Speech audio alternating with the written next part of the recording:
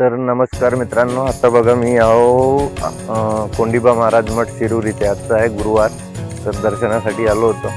तर इथली तुम्हाला दाखवतो आता कोंडीबा महाराज मठ. बघा हे मठ आहे, हे मठाचं गेट आहे. इकडे आतमध्ये महाराज पेशंट घेत असतात. तिकडे मुलाबाळांचे पेशंट असतात, तिकडे बाकीचे कॅन्सर वगैरे कुठल्याही प्रकारचे रोगी असेल त्यांच्यासाठी इकडे घेत असतात.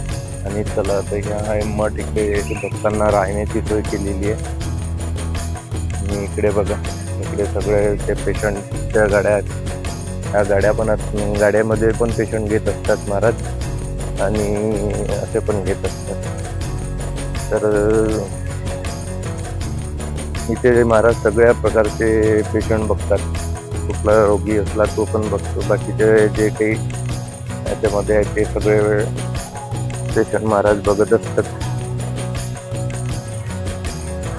तर मित्रांनो बघू शकता, आता कोंडीबा महाराजांच्या मठामध्ये हे आहे मठ. बघा किती मोठा मठ आहे.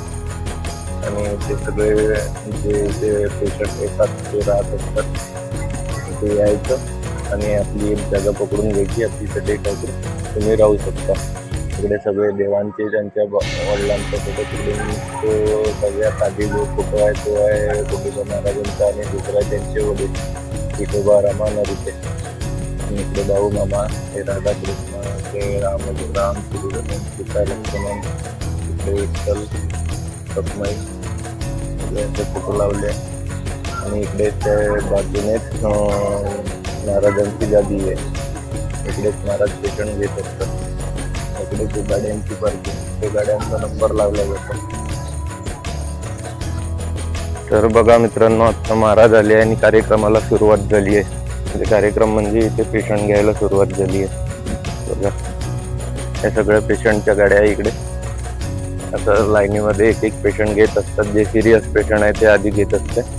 बघा इकडे लोक जमा दिसते. तिकडे सगळं पेशंट घेणं सुरू आहे. आणि तिथेच महाराज आहे आणि हा मठ आहे. बघा इकडे सगळे पेशंट आहे.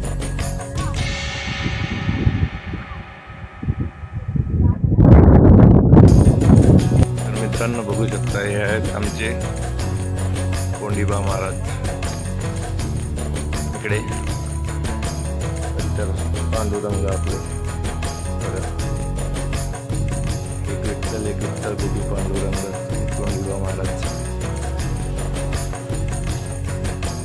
कोंडीबा महाराजांची मेंढर, इकडे गाई म्हशी, इकडे सगळं त्यांचीच जागा आहे. आणि इकडे बघा मित्रांनो, आता महाप्रसाद सुरू झालाय. नेहमी महाप्रसाद सुरूच असतो इकडे.